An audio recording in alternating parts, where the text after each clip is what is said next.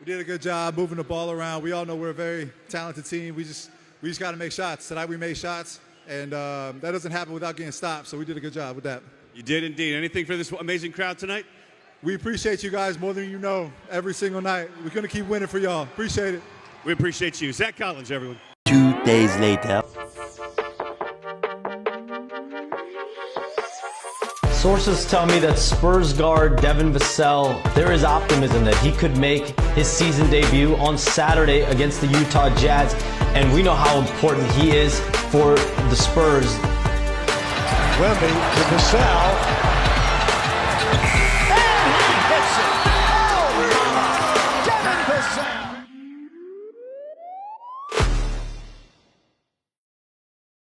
To get it in, Vassell Trying to create some contact there. puts it up, banks it in. And had Sexton missed both of those free throws, and we got a rebound somehow for Vassell to get in position and still, get that shot, and you get that shot off, and for it to go in the same way, that would have been the game winner. But again, we can't have nice things, unfortunately, because it's just our luck in San Antonio. Because now, besides Jeremy Sochan and Tre Jones sitting out, we got Tiago Split. Nope, Malachi Branham sitting out too, so we're not going to have a full squad for a while. So, but once we do, we're going to be a force to be reckoned with for the weaker teams. It'll be Bob Vila lookout. So, therefore, let's go over this Spurs game, and then we're going to, there's going to be a part 2 of this recap video. Let me fix the tripod, the camera phone holder. There we go. So the Spurs versus the Jazz round 2, this time in San Antonio on Fox Southwest and NBA TV. So therefore, Spurs were Devin Vassell hold on. Okay, I didn't know what to say at the beginning between talking about the Spurs and, the player we just got back tonight for the first time since he got hurt at the end of last season. So I'll start with him. Devin Vassell made his grand return to the Spurs for the first time since the end of Wemby's rookie season when he had that foot injury. And he had the hot hand and showed no signs of rust or nothing. Looked like he was going to be the hero that was going to win us the game, or but instead he was the hero that, kept us in the game. And Spurs were on fire from downtown in the first half. But then in the second half, we cooled the fuck down. It's like, man, if we would have kept that same firepower in the third quarter, the same way we did in the first and second half, we still would have had a better chance at winning than we actually did. Yet Vassell, the rookie Stephon Castle, tore that shit up like Terry Labonte. Blake Wesley had played really decent too. This team has potential to be better than the last 5 teams we put together from 2019-2020 all the way through Wemby's rookie season last year. We just need a full squad to show that potential that we can cruise to the play-in, and this time, get the victory in the play-in and close the deal, unlike in 21 and 22, where, we couldn't get over the hump. Because keep in mind, in 2021 season, the vaccine year, we started good, ended bad, which why we were in the plan to begin with. We really shouldn't have been there, and even to the next year we shouldn't have been there either, because we started bad, ended good. The next year was Tankathon 1.0, like a San Antonio train wreck disaster class, which is how we got Wemby. And then the next year was basically Wemby getting his feet wet with Tankathon 2.0, and it didn't even feel like a negative season with how much of a positive impact he had on the team.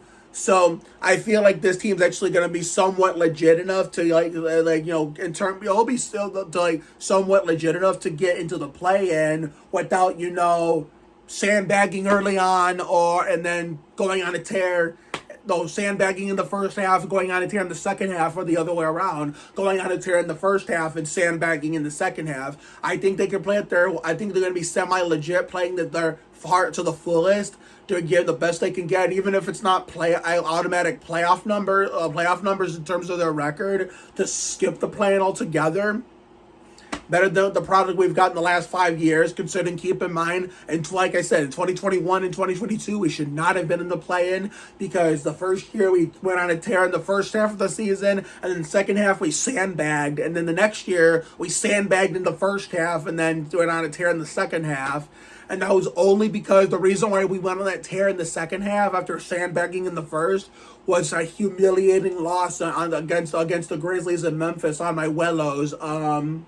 Bill Elliott 94th birthday.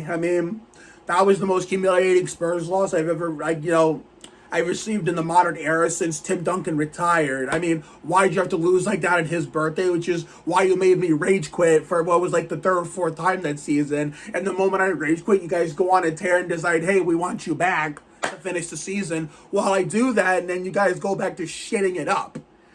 I mean, it's like I can't have anything nice with my team these days. And then we get to the plan where we really shouldn't have been, and then we get destroyed over there. Considering I didn't get the fit, I finished the 2021 regular season in my way. It was against the Nets and then the Knicks, and then I was off to see Tim Duncan get inducted into the Hall of Fame because I didn't get to legit finish the actual regular season. And then the reason why we were there in the 2021 was because we went on a tear to start the season. Looked like we were a legit playoff team. Coming off the first year we didn't make the playoffs, and since 1997 when Duncan was a senior at Wake Forest, but crazier things have happened in the NBA, so we might not get Sochan back until the 2025 portion of this season because he's going to be out for 6 to 8 weeks with that thumb injury. And then Malachi Branham, I don't know what the fuck happened to him. I don't know how long he's going to be out. And Tre Jones is making good progress, so once we get him back, I just feel bad for Blake Wesley, who's going to be buried in the bench. I mean, Mamu's only getting this time, extended time, even though he's one of my guys. But the fanboy cap off is because the guy who's been taking the minutes from him because I think Zach Attack usually backs up Wemby. Zach Attack backs up Wemby. But who backs up Jeremy Sochan at the power forward? I mean, oh my God. I mean, I still have to get, oh my God. Hold on, let me check. Okay, I had to check, Basketball Reference, and it's so confusing, no matter if it's Mitch Johnson as the interim coach or when Pop's doing it. Zach Collins is listed as a power forward, Zach Attack, but he backs up Wembanyama at center. I mean, Keldon Johnson is listed as small forward, but yeah, he's the one who backs up Jeremy Sochan at power forward. But now that, Sochan is injured and, Keldon is, listed as small forward, now we got Mamu getting more playing time backing up, who was starting in Sochan's place. Okay, I gotta go look at that too. Oh my God, it was Harrison Barnes starting in Sochan's place, and then we had Julian Champagnie moved into Harrison Barnes' normal place, which is why Stephon Castle was starting at shooting guard rather than Champagnie, and then Chris Paul was his normal point guard, and Wembanyama was normal center. But here's the question, even with the full squad, why isn't Castle starting? Considering, he's our rookie, and, if Wembanyama got start guy because I started his rookie year last year, and so was, of course, Tim Duncan in 97-98, David Robinson in 89-90, considering the Spurs had to wait 2 years after drafting him in 87 for doing his naval commitments, and then, of course, Tony Parker, like 5 games into his rookie season, if he's a big deal, Stephon Castle is somewhat of a big deal, semi-big deal, then he should be getting starting time too. So therefore, maybe he'll take the starting job from Champagnie. I mean, I like Champagnie, but I feel like Stephon Castle can only show his true potential if he takes the starting job from Champagnie. So therefore, why don't you take that up with Pop whenever it finally gets nursed back to health and decides it's time for him to coach again. But prayers up to Coach Pop. And as for my health, I sound a hell of a lot better. So therefore, I'm basically 95% at this point. By the time we wake up for the race tomorrow and, get ready for the Junkyard Reports 500, I should be at 100%. And when we go to Target to stack them up like Kenny Wallace, with more Coca-Cola and NASCAR diecast, we should be back to the full 110% health. So thank you all for the well wishes and the get well messages and all the prayers and such. Last time I checked, I was sick for longer than this when I was during the Easter Bunny 500 dirt race at Bristol a year ago during season 2 Spring is in the Air, but this cold didn't really last long. Even the mild cold was, a little bit longer than this one at this time a year ago. But hey, every year whenever an individual gets sick, every episode of being sick is different. Sometimes it goes by fast, sometimes it just takes its grand old time. So The Robitussin really helped. I think I took it faster than I thought, to the point where I wasn't sick a longer period of time. But yeah, so therefore, Blake Wesley is listed as shooting guard, but yet he's the one getting point guard minutes, whenever, Chris Paul goes to the bench with Tre Jones sitting out with the injury. I mean, it's gonna take a while for me to, I know all the players, but I just gotta know their positions and such. Stephon is listed as a point guard, but yet he should be getting the shooting guard starting position from Julian Champagnie. If it were up to me, the starting lineup would be, let me fix the camera a little bit. Sorry about that, everyone. It would be Wembanyama, Jeremy Sochan, Harrison Barnes, Stephon Castle, and Chris Paul. That's how it would be for me. But yeah, Stephon Castle has to back up, Chris Paul no. He has to back up. Sometimes he backs up Chris Paul, but most of the time he usually backs up, Julian Champagnie, and Tre Jones normally backs up, Chris Paul, which buries, poor Blake Wesley up a bit in the bench. It bears Charles Bassey in the bench, considering, Zach Attack and Keldon back up, Wemby and Harrison.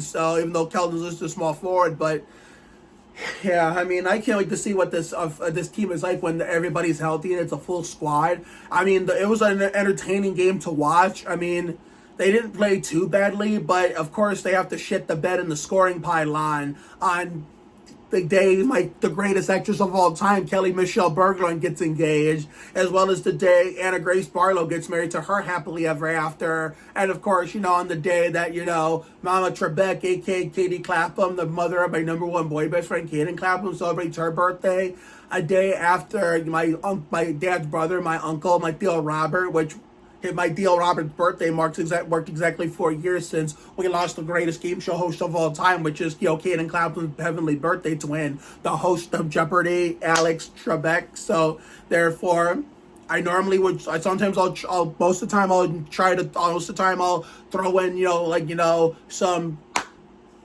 little, special minor mentions of special moments or occasions or birthdays for my showpiece, but I really don't have time for that. I'm going to save that for a separate video whenever the time comes. So an Anna Grace Barlow, congratulatory wedding video will be coming, and then maybe a congratulatory engagement video for Kelly Berglund, which normally I don't do congratulatory engagement videos, but she's been my number one for the last 9 years, so she's an exception. Now, let's go to the second half of this annual doubleheader, the NASCAR San Antonio doubleheader, because we had the Spurs versus the Jazz first, and then we had the Basha Supermarkets 200 at the Phoenix International Raceway immediately when the game ended. Later that night. Get to that white flag. The next flag that comes out will determine the race. Allgaier was out front in the spring race here, but a problem sent him into the wall. Here comes the 98 of Riley Herbst. He'll be fighting for the win. Right with you, though, trying to get left side. For the final time down the backstretch, here comes Riley Herbst racing for the win. But it will be the most decorated driver in the field. Justin Allgaier is a NASCAR Xfinity Series champion. So Riley finally won himself a race where I was watching the damn thing and I got to celebrate. Yeah. I wish I could do a Live and Love Vida Loca dance, but I'm going to take it easy. But anyway, I seem to be the only one who gives a shit that Riley won, but, that's no problem because every other Busch Grand National race he's won, I haven't been there to watch, but one time I come to tune in, he wins the damn thing. How cool is that? He was the one to get Stewart Haas Racing their last ever, Busch Grand National win. So after all the hate and the bullshit that he's gotten for almost the entirety of his career, when he worked his way up from ARCA to ARCA Remix to the Busch Grand National with some part-time Craftsman Truck Series starts and sprinkled in there, that man's come a long way. I really hope that he gets a good opportunity in 2025, whether it be, continue to stay in the Busch Series, or as long as he didn't rush up to Winston Cup too quickly, I'm happy. Because remember all those rumors saying he was going to get the third 2311 car if they, got a third charter, which we all know we're not going to happen for a while because of the lawsuit bullshit, which I don't talk about that shit like on YouTube like majority of NASCAR content creators do, that they've been doing for many, many years. I let them handle that stuff, talk all the big talk, talk all the big subjects that, I've now have an experience covering I normally don't cover. I let them do all that. But yeah, so therefore, whatever comes for Riley Herbst next, I hope, he continues to like carry the momentum from what was one of his career best years, but this was his career best race. It was the Riley Herbst Masterclass in the Basha Supermarket 200 at Phoenix International Raceway. Did he actually get the pole?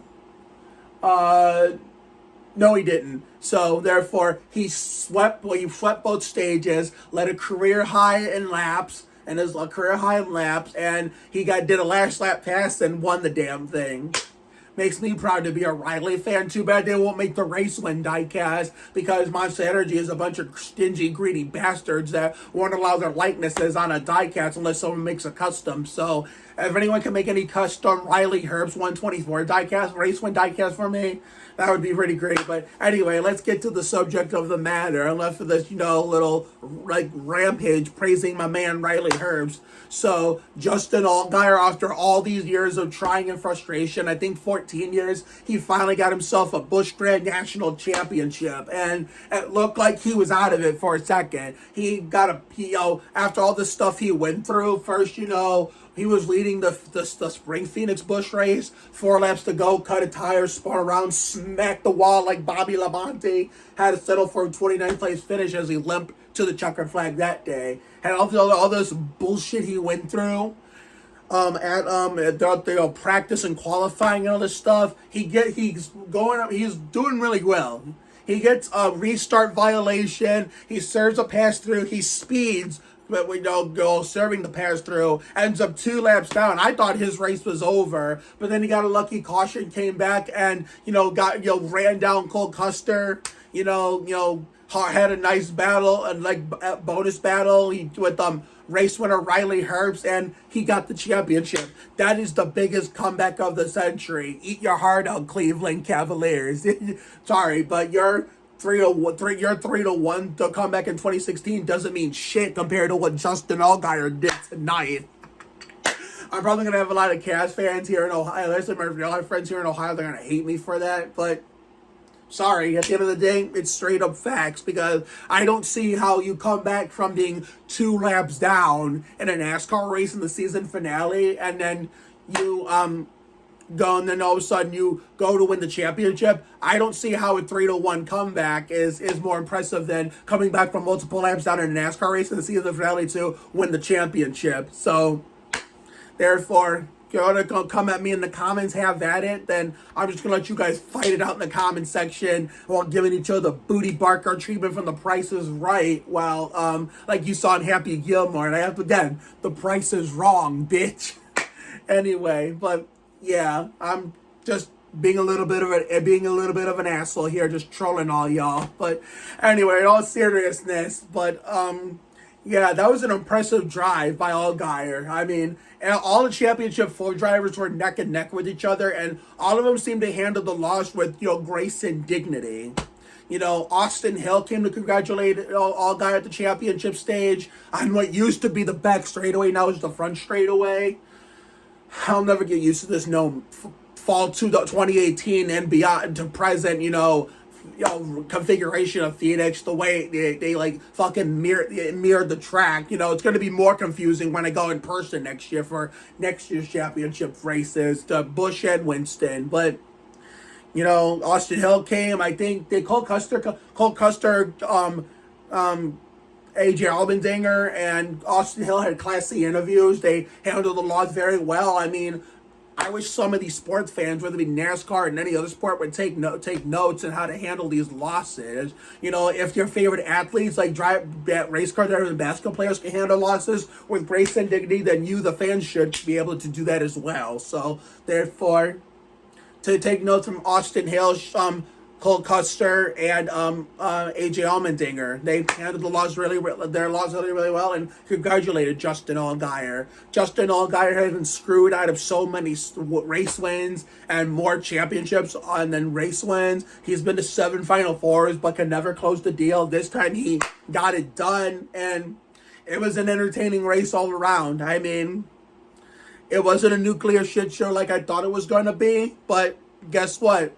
I'm glad I was wrong. I'm glad that the last night's truck race was an exact opposite of what we saw last year's Chevy Silverado 150, and tonight it looked like it was going to be turned into a nuclear shit show. And guess what? It did. They figured it out after that